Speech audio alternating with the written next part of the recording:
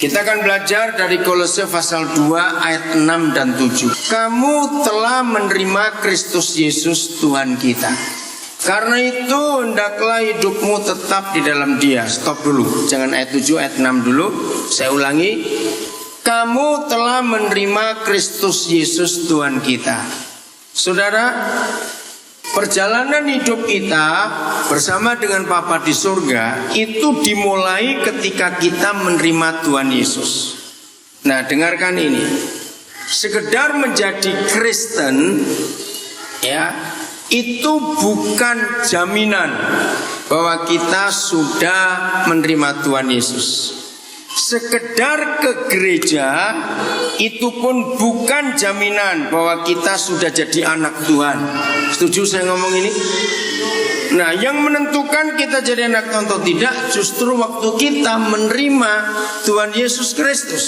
Semua kita ingat Yohanes 1 ayat 12. Barang siapa yang percaya pada Dia menerimanya, maka diberi kuasa untuk menjadi anak-anak Tuhan. Saudara, maka itu kekesan kita harus dimulai dengan konsep ini. Nah, saya tidak tahu apakah masing-masing kita itu pernah ingat kapan kita menerima Tuhan Yesus. Nah, kalau ada yang lupa, coba ingat-ingat, kan itu penting. Saya ingat terus sampai hari ini. Pertama kali saya menerima Tuhan Yesus tanggal 20 Agustus tahun 1972. Itu pertama kali. Jadi sudah 45 tahun kalau saya hitung itu. Nah, itu merubah saya radikal, merubah drastis sekali. Maka itu saya gak akan lupa. Karena sebelum tanggal 20 saya cuma ke gereja. Sebelum tanggal 20 Agustus tahun 72 saya cuma ke gereja. Bahkan lebih celaka lagi, saya sudah jadi guru sekolah minggu. Saya jadi guru sekolah minggu tahun 69. Nah, saya pikir-pikir itu apa yang saya ajarkan pada anak-anak itu. Ternyata 20 Agustus 70 saya menerima Tuhan Yesus dan hidup saya berubah. Nah, besok paginya, jadi malam ini tanggal 20 Agustus 70, saya masih kelas 2 SMP waktu itu. Saya di sebuah acara kebaktian gabungan rohani di gedung olahraga Gelora Pancasila di Surabaya. Sesuatu terjadi di hidup saya setelah saya mendengar firman Tuhan itu. Nah, besok malam itu saya kos di Surabaya, nggak terjadi apa-apa. Besok paginya tanggal 21 Agustus saya tuh bangun pagi seperti biasa, saya mau ke sekolah. Saya merasa saya seperti pindah kos. Tapi saya lihat kamar saya masih sama. Saya masih ingat di kamar kos saya pakai kelambu. Kami satu kamar tuh 3 orang, masih sama. Saya lihat sebelah saya masih sama. Tapi ada suasana yang baru yang saya tidak tahu. Tanda pertama saya berubah, saya berdoa. Biasa pagi itu berdoa. Dan itu pertama kali saya bisa doa cukup lama, sampai saya heran sendiri. Sambil saya mikir-mikir, ada apa ini? Saya masuk ke sekolah. Nah, tanda yang pertama, saya itu tiba-tiba bisa punya belas kasihan. Belum pernah terjadi seumur hidup saya. Saya melihat teman-teman saya melihat tukang kebun sekolah, juga ada masa tukang kebunnya. Saya melihat penjual-penjual kantin di sekolah saya ada 3 kantin. Itu punya belas kasihan. Ini kalau orang-orang ini nggak percaya Tuhan Yesus nanti masuk neraka. Itu belum pernah terjadi. Dan itu berlangsung berminggu-minggu. Saya naik becak, waktu di Surabaya ada becak. Saya itu bisa punya belas kasihan. Ini tukang becak selama hidup sudah susah di dunia. Nanti kalau nggak percaya Yesus mati masuk neraka bagaimana? Saudara, saya nggak ngerti kalau itu saya lahir baru. Ada dorongan yang kuat. Maka itu sampai hari ini, sudah 45 tahun lebih berapa hari ini, dorongan saya untuk tetap mencari jiwa bersaksi itu nggak habis-habis. Dan makin lama makin berkembang. Nah, kata yang penting di ayat 6. Ayo saya tanya, saudara mau memilih kata apa yang paling penting di Kolose 2 ayat 6? Kamu telah menerima Kristus Yesus Tuhan kita, karena itu hendaklah hidupmu tetap di dalam Dia. Mana yang kata penting? Kata kuncinya mana? Ayo jawab. Kata apa? Tetap. Kata tetap ini yang menentukan. Kenapa? Saya sebagai manusia walaupun tanggal 20 Agustus tahun 70 saya mengalami suatu revolusi yang luar biasa di hidup saya. Bisa nggak saya keluar dari jalur itu? Saya nggak tetap di dalam Yesus. Bisa tidak? Bisa. Saudara, itu yang luar biasa. Nah, lalu yang paling aneh, ya, awas jangan tertawa saya ngomong ini ya, jangan tertawa. Kami anak-anak SMP kelas 2 waktu itu, umur saya 14 tahun. Saudara, zaman itu walaupun nggak segila sekarang, tapi namanya anak remaja, pasti pacaran-pacaran ada, bukan? Nah, yang aneh, begitu saya terima Tuhan Yesus, saya bisa jadi takut untuk pacaran. Saya nggak ngerti siapa ngasih tahu ini. Saya betul-betul takut. Nah, terus muncul kata-kata ini, cemburu, cemburu. Saya tuh bingung, cemburu sama siapa? Saya tahu itu Roh Kudus. Nah, setelah berapa tahun, coba ini nyimpang dulu ya, Keluaran 34 ayat 14. Ya, ini setelah berapa tahun kemudian saya baru tahu ayat ini. Nah, dan akhirnya betul dari beberapa teman saya yang hari-hari itu tahun 70 sampai 72 menerima Tuhan Yesus satu persatu gugur, dan rata-rata gugur mereka gara-gara pacaran. Bahkan saya ada seorang teman, ya, namanya cukup keren di Surabaya. Dia itu kalau mendoakan orang, mau kerasukan setan, mau apa itu kesembuhan, luar biasa. Saya masih ingat waktu dia di Pasar Keputaran, di Pasar Turi, itu ketemu orang-orang Madura. Dia doakan, ini orang berani mati betul. Dan memang mukjizat terjadi. Nah, suatu hari ada salah seorang di antara kami itu mimpi tentang saudara kita ini, tapi bentuknya burung, jadi burung merpati. Nah, ini orang sekarang ada di Semarang yang mimpi ini. Terus dia tanya, burung ini ditangkap oleh seorang perempuan. Begitu ditangkap, dicabuti bulunya jadi gundul. Nah, dia tanya, Tuhan, ada apa dengan saudara kami ini? Tuhan bilang, ingatkan dia jangan menikah dengan gadis itu. Nah, kami semuanya tahu dalam satu tim ini, dia tuh nggak pernah cerita kepada kami kalau mau menikah, punya pacar aja enggak. Nah, ketika saudara satu ini menyampaikan, dia baru ngaku, betul 3 minggu lagi saya mau menikah. Kaget semua kami. Lalu disampaikan, lebih baik kamu batalkan. Aduh, nggak bisa. Nah, di situ kami kaget. Kenapa kok nggak bilang? Saudara catat, 3 minggu kemudian dia menikah, itu tahun 73. Sampai hari ini dia hilang. 2 tahun pertama menikah saya datang ke tokonya. Dia mendapat calon istri yang kaya raya, punya toko.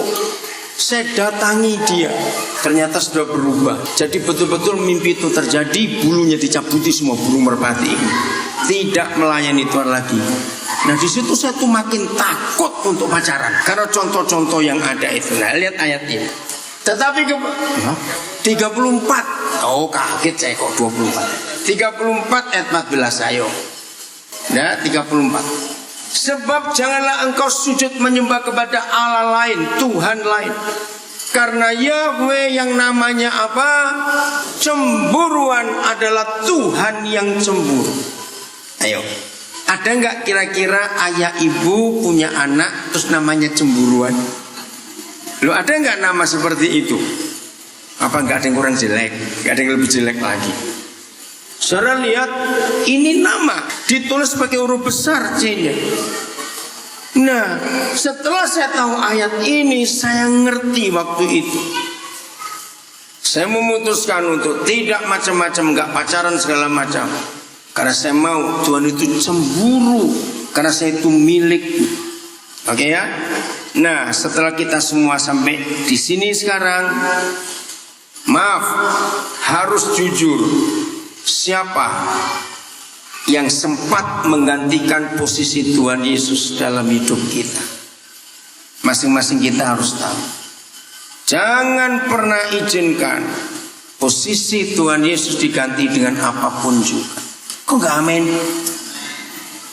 Biasanya ada 3 hal yang bisa menggantikan posisi Tuhan Yesus. 1, uang. 2, seks. 3, kesombongan. 3 inilah yang kita harus jaga baik-baik hidup kita. Saya ulangi lagi. Ada berapa hal tadi yang bisa menggantikan posisi Tuhan Yesus? 3. 1 apa? Uang. 2, seks. 3, kesombongan. Hati-hati dengan ini. Uang itu bicara juga kekhawatiran akan masa depan. Khawatir.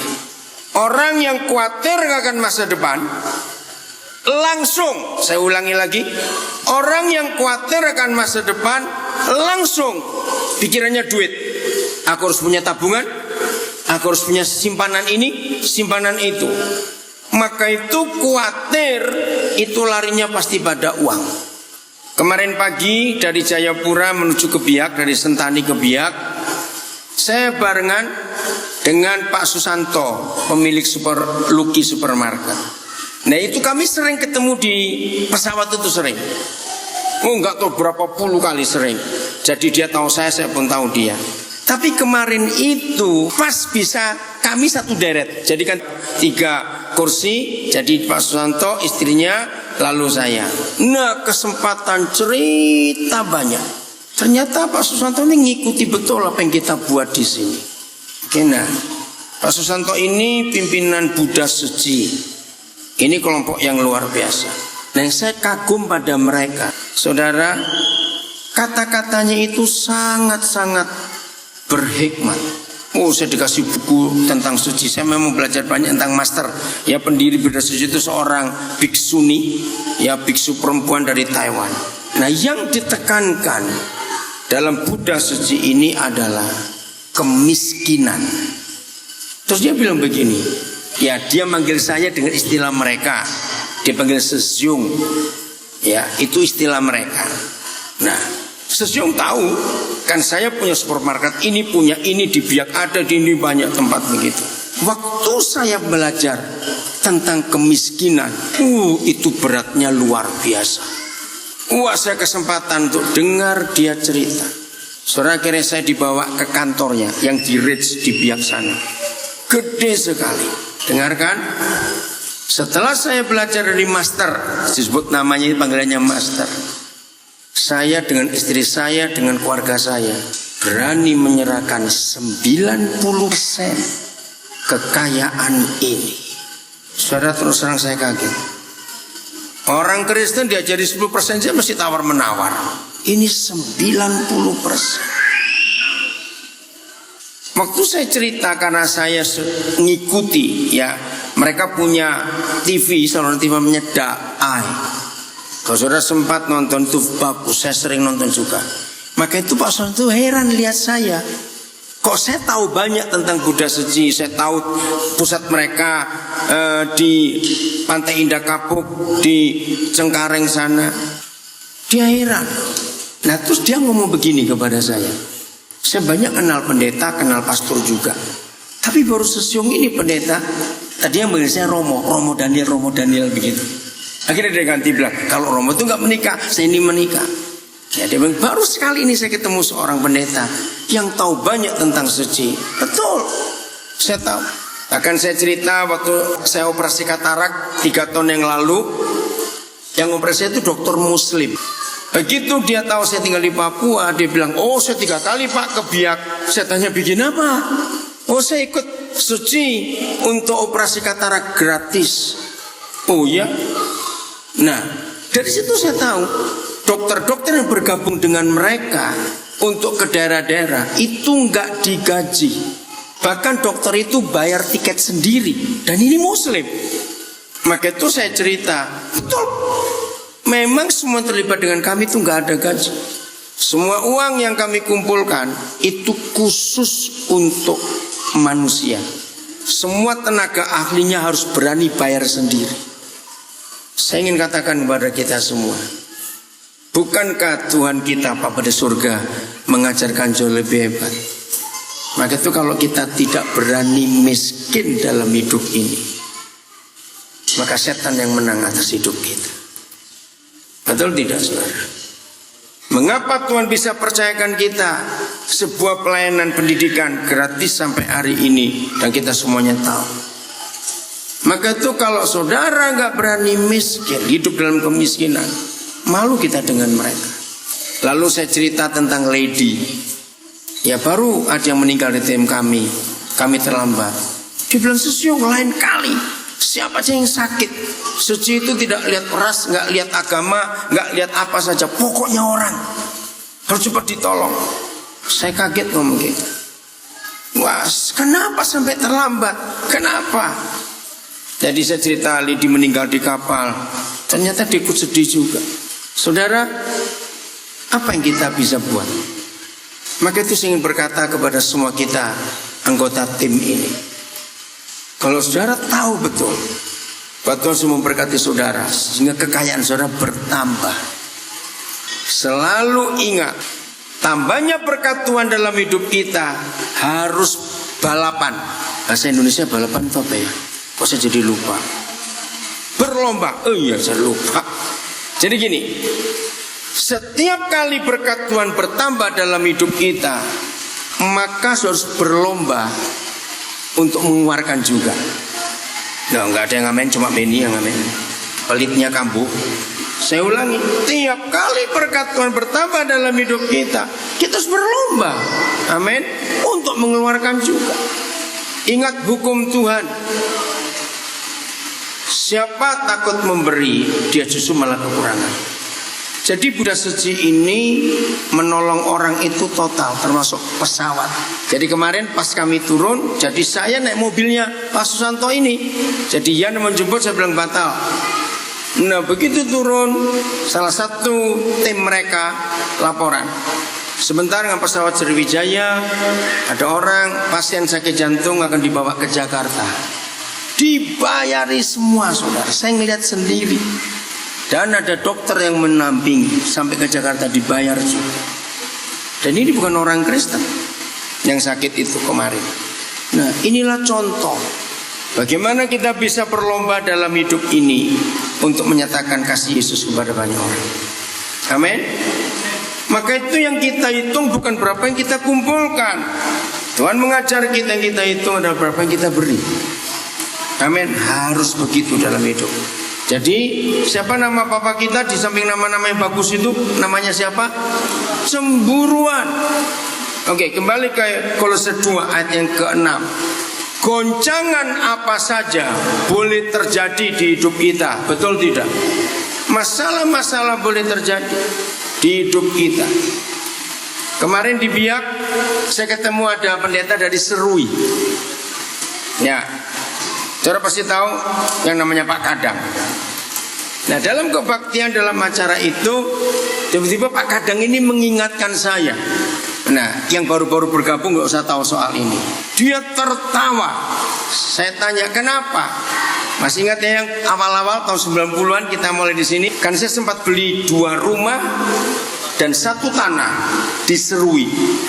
Saya serahkan pada seorang hamba Tuhan, kita yang dulu itu tahu. Tanpa sepengetahuan saya, dia jual semuanya ini. Nah, Pak Kadang itu ingatkan, Odin ingat nggak? Ya ingat. Kenapa kok cerita itu lagi? Karena saya ini sering cerita ke orang-orang. Odin ini aneh katanya. Rumahnya dijual, kok nggak diurus? Dia mau diurus pakai apa sudah dijual?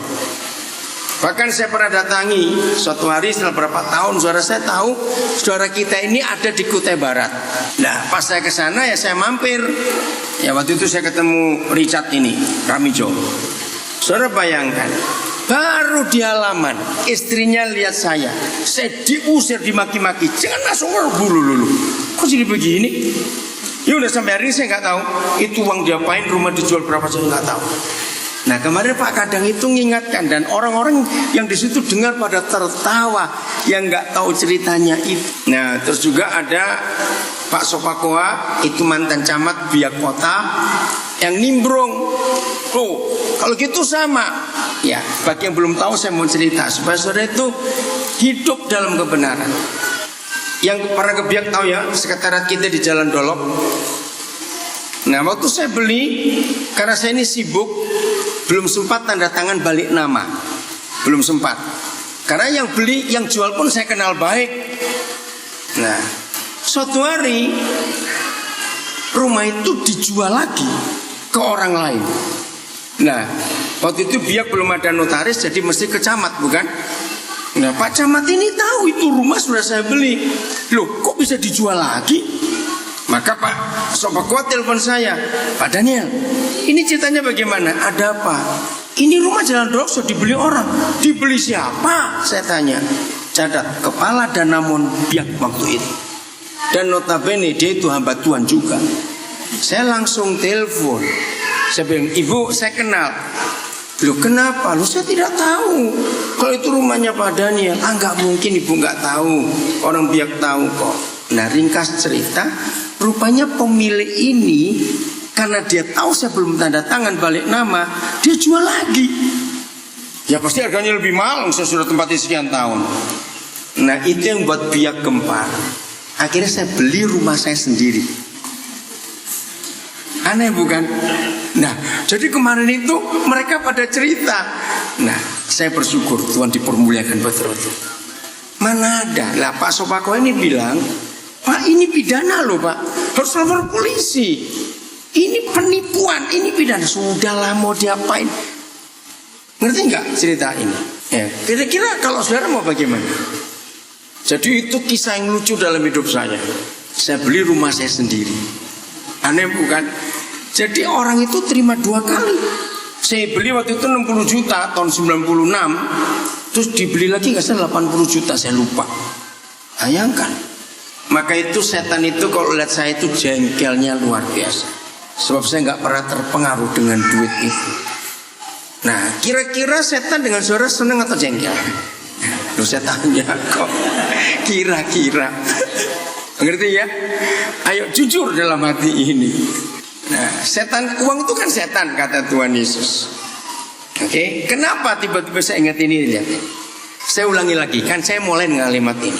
Begitu banyak badai boleh terjadi di hidup kita. Amin. Badai-badai itu bisa memungkinkan kita tidak tetap di dalam Dia. Betul tidak? Masalah demi masalah bisa terjadi di hidup kita.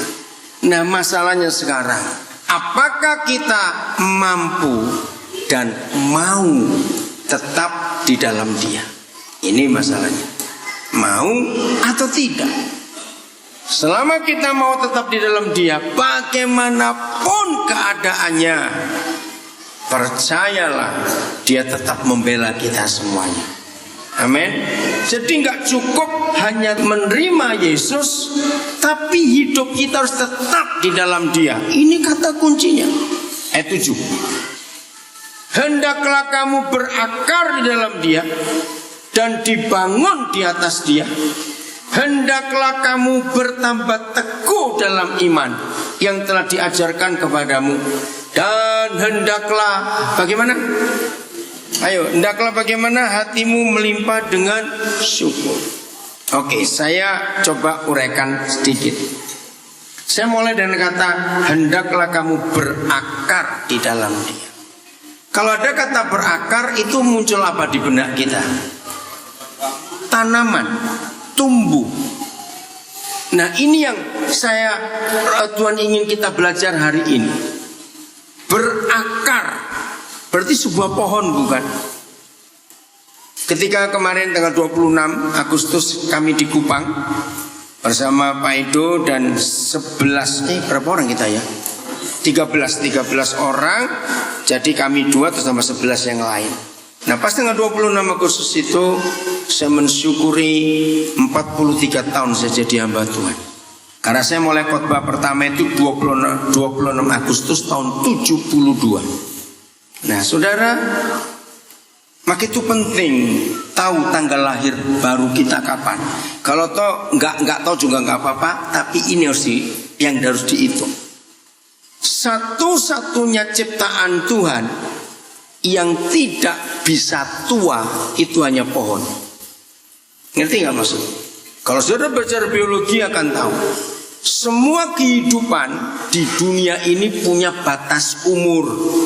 Manusia 70, kalau kuat 80. Anjing itu kira-kira 11 tahun. Kalau kuat dia 15 tahun. kuda sekian tahun. Ya enggak, nanti sapi kalau nggak dipotong sekian tahun dia pasti mati. Semua itu ada batas umur. Ternyata hanya pohon yang nggak punya umur. Artinya pohon itu kalau nggak ditebang dia nggak akan mati. Biarkan dia hidup dan terus. Maka itu di Amerika, di Lebanon, di beberapa negara di dunia ini ada pohon yang sudah ribuan tahun, kerap besar sekali. Di Afrika juga ada pohon setingginya sekian puluh meter. Nah, hidup ini seperti pohon. Kita tinggalkan dulu, buka Yesaya 55 ayat 22. Oh, 65. Saya salah. Maaf, saya salah. 65. Maaf. Ayat 22. Nah, saya salah. Mereka tidak akan mendirikan sesuatu supaya orang lain mendiaminya, dan mereka tidak akan menanam sesuatu supaya orang lain memakan buahnya. Ini yang saya mau bahas. Sebab umur umatku akan, baca, umur umatku akan apa? Sepanjang umur pohon. Nah, saudara, ini luar biasa. Mengapa Papa di surga tidak memberi contoh umur kita seperti umur apa? Kenapa harus pohon? Nah, yang belajar biologi akan tahu. Pohon itu nggak ada matinya karena dia nggak punya batas umur. Jadi kalau dibiarkan hidup, dia akan hidup. Maka itu beberapa saudara tahu prinsip saya tuh paling marah kalau ada pohon ditebang, kalau betul-betul tidak mengganggu atau tidak meroboh. Karena mereka itu diciptakan untuk nggak mati-mati dan bertumbuh. Pohon nggak pernah stop untuk bertumbuh, berbuah, bunga, daunnya terus begitu. Jelas ya? Kembali ke Kolose 2 ayat 7. Nah, yang perlu kita tanyakan sekarang, apa saja yang ada di hidup kita, baik salah maupun benar, baik jahat maupun baik, itu berkembang atau tidak? Coba, ini pertanyaan harus disadari. Apa saja dalam hidup kita, baik kejahatan, baik kebenaran, baik kesalahan, baik kebenaran, ya, apa saja itu berkembang nggak dalam hidup kita? Betul ya? Ini penting pertanyaannya. Ayo kita jujur. Sebagai manusia yang nggak perlu kita rawat, yang nggak perlu kita pelihara, mana yang berkembang? Yang jahat atau yang baik? Lah, jawab, yang jahat atau yang baik? Nah, ini kita harus hati-hati. Ternyata seorang maling, makin waktu bertambah, makin pintar caranya maling. Lo percaya tidak? Lo, ya, saya tanya, ya atau tidak? Penjahat makin tua umurnya, itu kejahatannya ikut bertambah juga. Penipu sama. Nah, kalau Tuhan minta kepada kita, hendaklah kamu berakar di dalam Dia, artinya kita ini bertumbuh atau tidak? Waktu di Timika, hari apa kita di Timika? Selasa ya, Selasa malam kami di Timika. Terus diskusi dengan seseorang tentang banyaknya orang Muslim masuk ke Papua. Saya bilang begini, seharusnya kita bersyukur mereka masuk. Loh, kok bersyukur? Karena tahun 90 saya di Jayapura pertama kali ketemu dengan seorang kepala biro pemerintahan provinsi. Itu orang Dayak, namanya Pangeran Ukung. Ya. Ternyata Pak Ukung ini berkata begini, kenapa sih kita ini sibuk-sibuk ngurusin tas migrasi untuk zaman Pak Harto ya, kami kali masuk. Dia punya istilah begini, yang saya sampaikan pada saudara di Timika itu. Kalau saya bawa pohon pisang dari Kalimantan dan saya tanam di Jayapura, maka pohon pisang ini hidup dengan tanah Jayapura atau tanah Kalimantan? Kalau saudara jawab apa? Hidupnya dengan tanah mana? Ditanamnya di sini. Ya, tanam Jayapura, tanah Jayapura. Nah, seperti itu. Kalau kita percaya di tanah Injil, mereka hidupnya dari tanah Injil ini. Kenapa kita harus takut? Nah, saya ingat kata-kata itu sampai hari ini. Nah, sama saudara. Setelah kita baca firman ini, kita berakarnya di mana? Ayo baca, kita berakarnya di mana? Dalam Tuhan Yesus. Berarti kita hidup dari tanah Tuhan Yesus. Lalu harusnya pohon ini munculnya apa? Ngerti pertanyaannya? Harusnya muncul apa pohon ini? Ya muncul Tuhan Yesus dong. Dari tanah itu kita hidup. Maka itu saya akan tanya terus untuk poin ini. Sekarang sudah bulan September. Cepat sekali waktu ini berlalu. Apa yang tumbuh di hidup kita? Apa yang kelihatan menonjol di hidup kita? Apa? Salah satu yang saya kagum kepada Bapa di surga membuat saya itu bertumbuh adalah hal-hal seperti ini. Saya kemarin dapat WhatsApp dari seseorang saya nggak kenal, ya, baca yang kuat. Opa, apa kabar? Ini Joy, ponakannya Ina. Ii itu dalam bahasa Jawa tante, ya. Terus Joy sedang bingung, lalu Ii suruh tanya Opa, Papa Mama mau cerai. Mungkin bulan depan habis Mama pulang dari Amerika, Mama mau cerain Papa. Habis itu ke Amerika lagi, ke temennya. Terus kalau jadi Mama mau kawin sama temennya. Kata Ina suruh tukar pikiran sama Opa karena Joy bingung mau ngapain. Saudara, makasih. Sedih nggak dengar anak kecil ngomong begini. Nah dari kemarin saya nggak sempat telepon, baru sore tadi jam 6, setengah 6 dia bilang, Opa saya sudah pulang. Nah baru saya telepon dia. Nah saya tuh nggak kenal, tantenya pun saya nggak tahu. Dia bilang katanya Opa pernah ketemu dia di Makassar. Nah lu di mana lagi? Lah sekarang di mana? Di Manado. Lah jadi di mana? Terus Joy di mana? Saya di Jakarta. Nah jadi saudara, waktu tadi sore ini saya telepon, yang buat saya nangis ini, Opa kalau Mama jadi ke Amerika kawin sama temennya, adik saya 2, adiknya 2. Dia anak pertama kelas 5 SD, adik nomor 2, yang paling kecil kelas 2 SD. Nah adik saya 2 akan ikut Ina ke Manado. Nah terus Joy kemana? Nggak tahu. Loh, lah Papa bagaimana? Nggak tahu setelah Mama pergi nanti. Itu rumah siapa? Nggak tahu. Saudara bisa bayangkan, mamanya kan berangkat minggu depan. Ini kata itu, Joy boleh ikut Opa tidak? Suara saya nangis betul. Nah saya nggak ceritakan masalah ini. Maaf ya kalau saya harus ngomong ini. Kalau Tuhan tidak mempercayakan sesuatu di hidup saya, ada nggak barang ini menyasar di hidup saya? Ngerti pertanyaannya? Nggak mungkin. Nah sekarang tanyakan di hidup saudara masing-masing. Umur kita makin bertambah, apa kepercayaan Tuhan dalam hidup saudara, dan kepercayaan itu bisa dilihat oleh orang lain? Ngerti maksudnya? Apa? Maaf, saya cerita untuk kemuliaan Tuhan. Buat saya bulan Agustus kemarin itu rekor. Rekor apa? Belum pernah selama saya jadi hamba Tuhan seperti bulan Agustus kemarin. Saya memberkati 5 pernikahan. Bayangkan. Nah, kenapa? Ini kan kepercayaan Tuhan. Dan dari 5 pernikahan itu 2 itu unik. Yang tanggal 2 Agustus saya memberkati pernikahan pengantin perempuan orang Jakarta, calon suaminya orang Rumania, dan mereka ketemunya di Jerman waktu mereka kuliah dokter gigi. 14 Agustus saya memberkati pernikahan lagi, perempuan orang Indonesia, suaminya orang Meksiko, ketemu di Amerika. Nalu, ngerti ya? Dan itu suatu kepercayaan Tuhan. Nanti tanggal 9 ini September saya ke Bali memberkati pernikahan lagi. Pertanyaan saya, apa yang saudara lihat bertumbuh dalam hidup saudara dalam hal apa saja? Ngerti ya? Bertumbuh. Kasus Alex. Maaf ya, istri saya kalau saya ngomong ini, sayang anak-anak yang lain gak ikut. Kami satu mobil waktu itu. Ketika mendengar Lady dalam keadaan kritis atau meninggal di tengah laut, nah sini lagi sibuk betul. Nah Novi ini telepon gak habis-habis. Betul gak? Iya gitu loh. Novi yang telepon ya. Oh ya, siapa? Edi. Oh Edi. Oh Ening.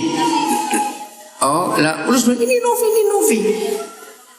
Nah Nah, saudara, jadi ini orang banyak mau ketemu saya masalah ini masalah itu. Ini telepon gak habis-habis. Ini mau turun ternyata. Ini mau bagaimana? Maaf, saya harus minta maaf dari istri saya. Saya bentak istri saya. Suruh mereka diam. Yang nabire, jangan ikut panik. Saya bilang begitu. Karena ini saya lagi ditungguin banyak orang. Ini telepon terus. Ini kapal mau sandar. Terus nanti bagaimana? Saudara, di situ saya selalu mengandalkan Bapa di surga untuk memimpin. Dan waktu itu kami harus perjalanan dari Sentul untuk ke Ciparai di Bandung Selatan, Bandung Barat, maaf. Terus mau bagaimana ini? Begitu banyak urusan.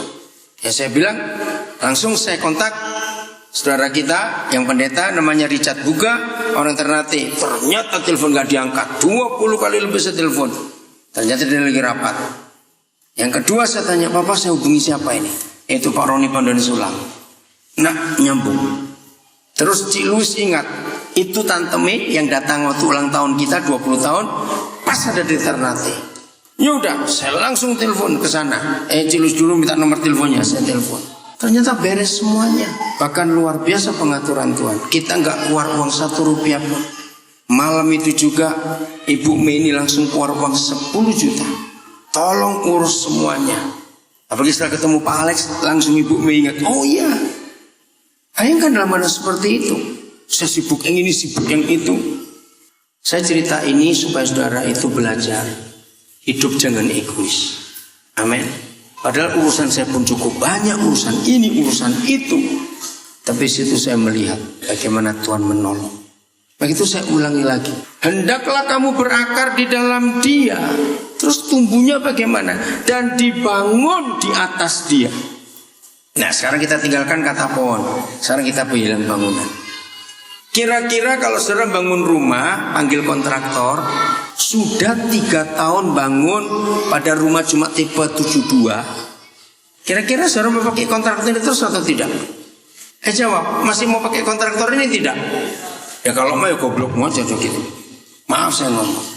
Pertanyaannya sama. Berapa tahun kita jadi Kristen? Sejak kapan kita terima Tuhan Yesus? Bangunan Tuhan sudah kelihatan apa di hidup kita? Kalau tadi pohon harus kelihatan buahnya atau apanya harus kelihatan. Sekarang bangunan. Apa yang kelihatan?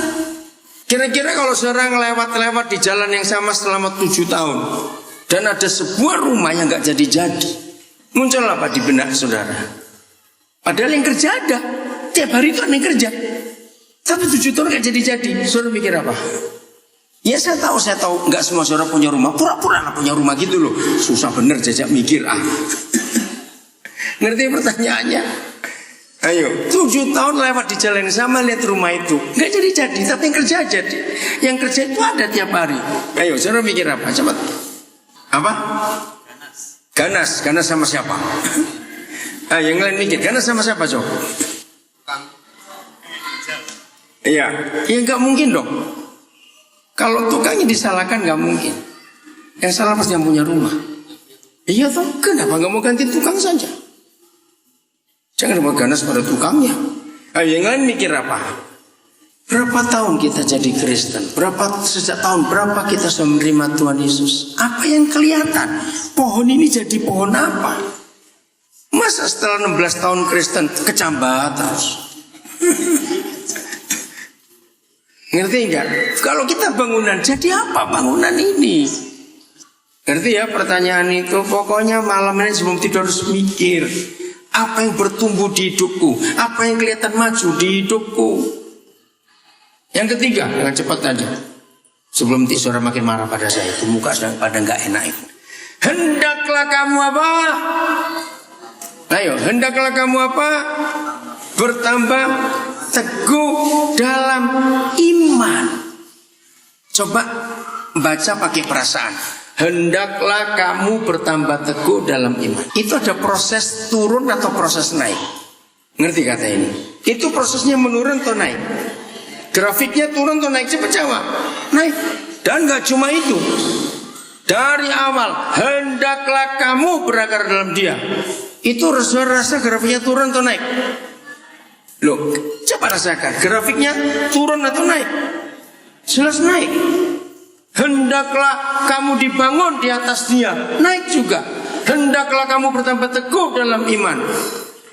Mari kita tanyakan, bagaimana iman kita? Tambah atau miring-miring imannya? Apa? Gede? Apa itu gede? Kok gitu-gitu doang? Ini. Ayo, iman kita bagaimana? Nah, iman ini harus bertambah besar, bertambah besar, bertambah besar. Amin. Hasilnya bukan iman di kita, hasilnya ke orang lain. Saya cuma cerita ya, supaya saudara tahu. Kepercayaan Tuhan di hidup saya itu makin hari itu makin besar. Saya juga nggak ngerti. Ini hari apa Dok yang Kudus Marpaung ini telepon? Waktu kita di Timika ya. Nah, waktu di Timika ada yang telepon. Pak, saya Kudus Marpaung, saya salah dengar. Kok namanya orang Batak itu namanya aneh-aneh. Kudus Marpaung. Nah, terus Bapak tahu saya dari mana? Saya nonton TV, live TV itu. Saya ini guru Pak di Manokwari. Oh ya? Tapi saya tuh merasa nggak pas di sini. Saya tuh sedang mencari saya harus kemana. Nah, waktu saya lihat tayangan Bapak, aduh saya mau gabung aja dengan Bapak. Oh boleh. Nah, saya bilang ada kapal nanti Lampu Bar itu di Timika itu. Aduh Pak, saya nggak punya duit. Kirim SMS nomor tabunganmu, nanti saya kirimin uang. Aduh Pak, kan Bapak belum kenal saya. Nah, saya ini kalau ngomong gampang aja. Ya, kamu saya telepon gak kenal terus gimana? Kalau tahu kamu ambil uang itu, ambil saja tidak apa-apa. Kamu gak berangkat saya juga tidak tahu. Dia tertawa. Nah, tadi ini seharian dia telepon saya, Pak saya kan sibuk di pesawat. Akhirnya dalam perjalanan di mobil tadi, dia telepon saya. Nah, ini orang lucu bener. Pak, kalau dari Manokwari ke Nabir itu lewat Sorong tidak? Hei, kamu ini guru, masa nggak lihat peta? Aduh Pak, jangan marah. Dia bilang begitu. Jangan marah. Loh iya kan, kamu lihat peta, walaupun nggak tahu. Sorong itu di sana loh, di barat. Ini mau ke timur. Udah, terus nah dia tuh nggak tahu mikir apa. Lalu Labobar itu sebelah mananya Nabire? Hah? Labobar itu nama kapal, saya bilang. Aduh, ini orang kocak bener. Labobar sebelah mananya Nabire bagaimana? Coba dia akan datang jadi bersama Pak Engel. Saya bilang pokoknya di atas kapal itu ada guru kami, nanti kontak barengan, gak usah takut ya. Kapal jam berapa? Jangan tanya saya, kamu ke Pelni. Saya bilang begitu. Kapal jam berapa? Saudara, kenapa saya cerita ini? Dan saya bersyukur makin hari Tuhan tambahkan terus ini. Nah dia ternyata ya Pak Jasmari nggak ada ya. Waktu di Timika saya tanya lah, saudara S1-nya apa? Komputer IT. Oh bagus, kami ada SMK yang untuk programmer. Oh ya, nanti saya bisa ngajar, boleh aja, kenapa tidak? Nah itu hal yang kelihatannya sepele, tapi saya bersyukur Tuhan percayakan lagi. Maka itu masing-masing saudara tanyakan, pertumbuhan hidup saudara itu seperti apa? Kalau saudara pohon, saudara bangunan, saudara makin teguh dalam iman. Apa ya dampaknya ke orang lain bagaimana? Jangan iman hanya untuk diri sendiri saja. Amin. Dampaknya ke orang lain bagaimana? Ya, ini ceritanya.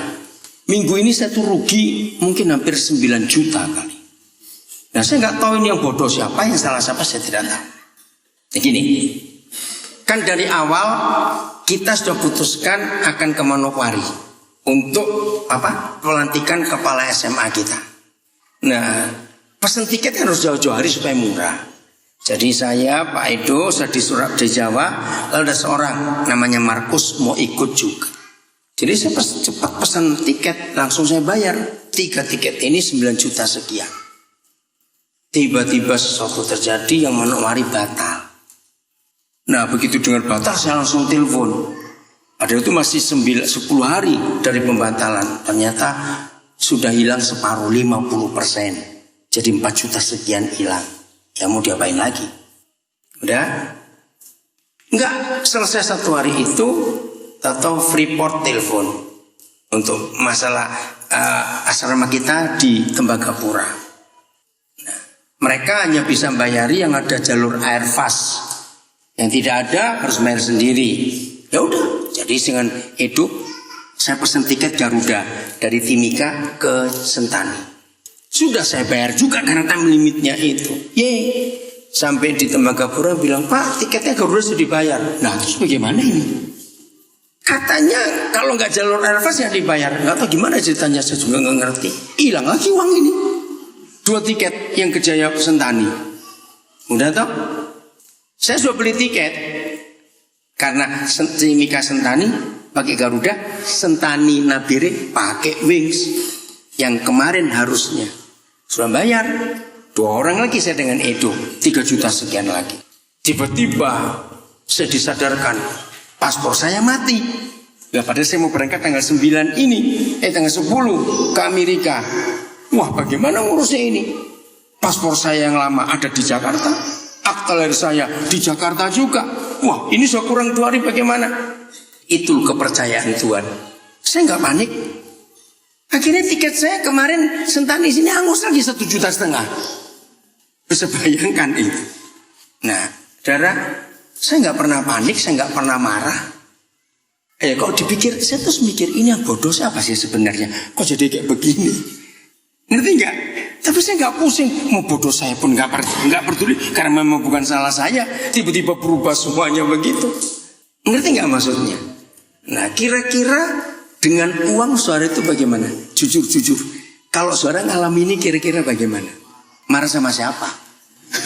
Ini loh masalahnya. Mau marah sama siapa? Betul enggak? Enggak pesen tiket dulu. Nanti belinya mahal, mepet. Pesen jauh-jauh jadi kacau semua. Kayak begini. Sama sekali saya enggak pusing. Saya nikmati saja. Begitu sekali lagi setan kalau lihat saya bingung. Tadi pagi Yan, kan saya harus bayar sesuatu.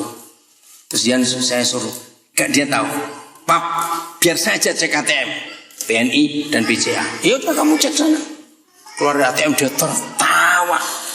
Yang BNI saldo cuma 17.000, yang BCA cuma 32.000. Dia bilang, Pap, kok berani jalan-jalan? Loh, yang jalan kan kakinya bukan duitnya. Saya bilang begitu. Iyannya tertawa sudah.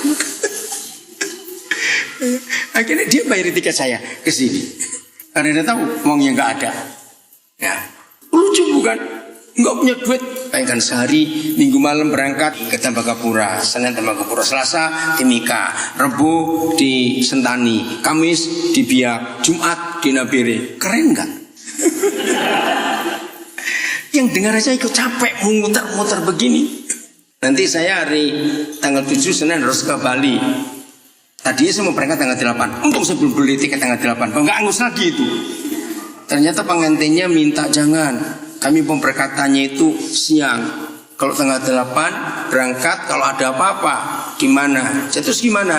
Ya nggak bisa tanggal 7. Ya udah untung saya belum beli tiket. Akhirnya tanggal 7. Tanggal 7 saya harus tiba. 8 pertemuan keluarga, 9 pemberkatan nikah, 9 malam jam 8 saya harus ke Jakarta. Tanggal 10 pagi, setengah 7 saya harus berangkat ke Amerika.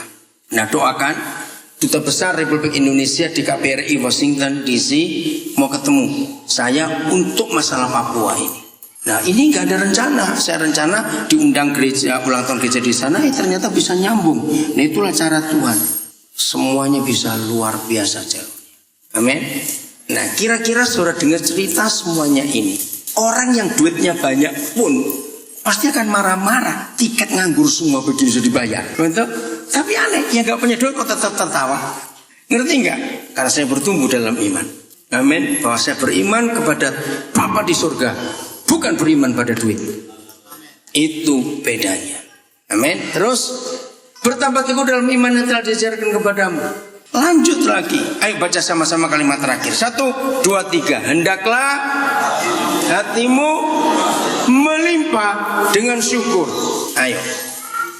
Apa arti kata syukur? Apa? Menerima. Betul. Yang bahasa negatifnya. Bahasa negatifnya tidak ngomel gitu loh. Susah bener.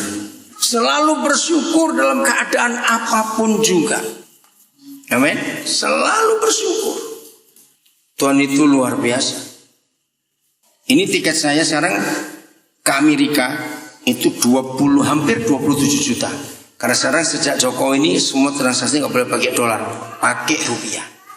Nah, Travel bilang, Pak, karena kami juga lagi ketat uang ini, usahakan bayar. Oh, jangan khawatir. Saya bilang, berapa kali saya pakai travel juga bayar kok, saya bilang begini. Enggak usah pusing, saudara, enggak usah pusing.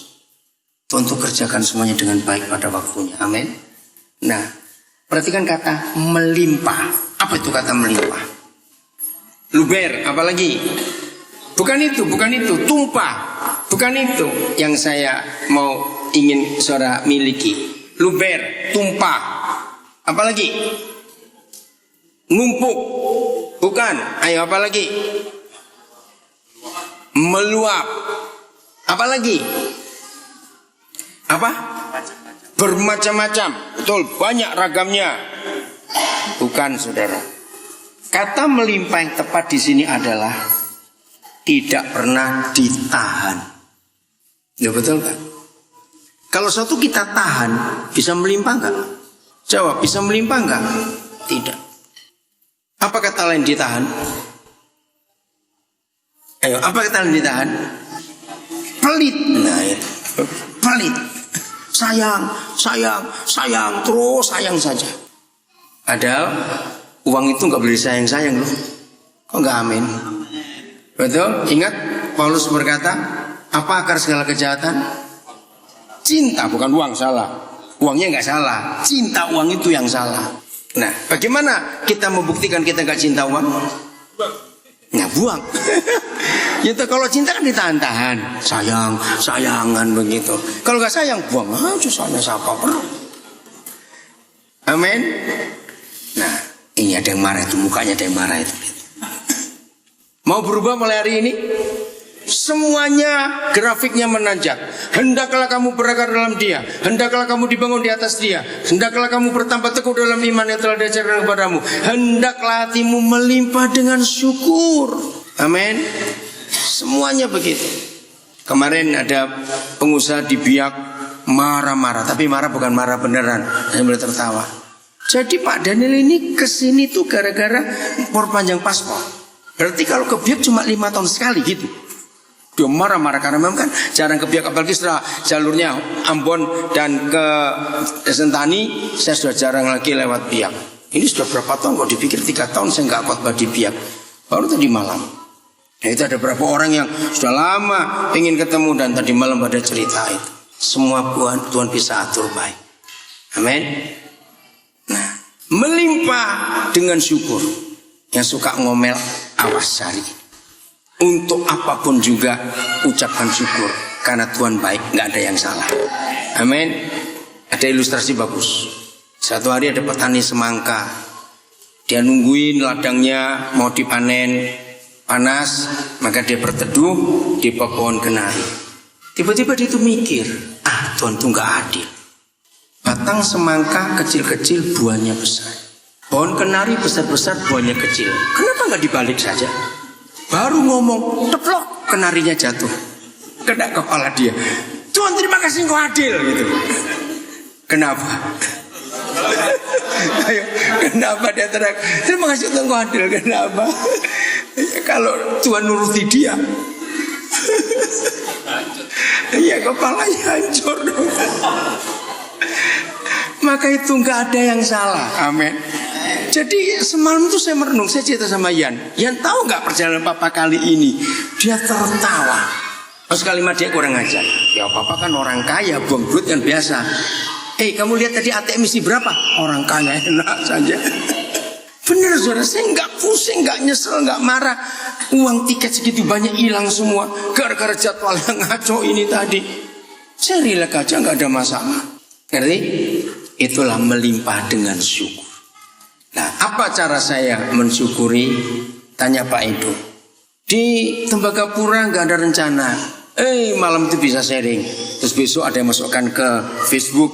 Bagaimana malam itu dapat sharing firman Tuhan, dia diberkati. Hari Selasa itu pun nggak ada rencana.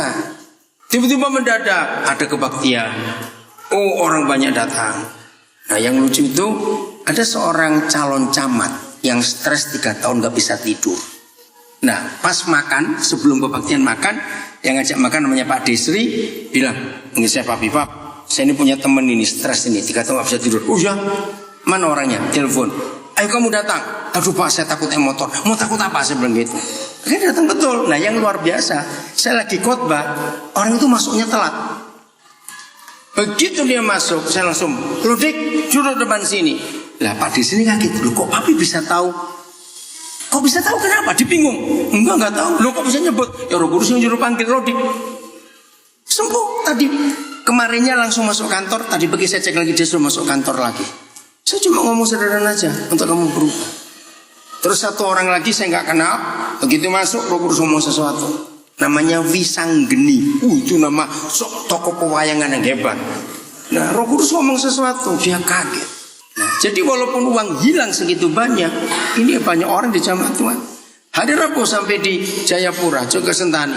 Itu kebiasaan saya, nggak ada apa-apa. Harusnya ke Jayapura cuma lewat karena nunggu pesawat. Saya nggak mau diem. Saya tanya, Papa saya harus kontak siapa? Kontak seorang namanya Marbun. Oke, langsung kumpul di rumahnya. Berapa banyak ya? Hari Rabu malam cukup banyak itu yang hadir. Orang-orang diberkati luar biasa. Harus ke pihak urus paspor. Jadi sehari-hari orang itu ngumpulin orang. Karena nggak ada persiapan apa-apa. Tapi semuanya jalan baik juga. Begitu sampai mereka heran. Ngerti ya? Kapan hidup ini jadi berkat buat orang lain? Kalau kita selalu melimpah dengan syukur. Coba kalau saya ngomel-ngomel uang saya hilang gara-gara tiket itu, pasti nggak dapat berkat. Dan nggak bisa jadi berkat buat orang lain. Mau berubah mulai hari ini? Anak-anak kalian harus berubah semuanya. Renungkan kembali Kolose 2 ayat 6 dan 7. Tuhan memberkati kita semua.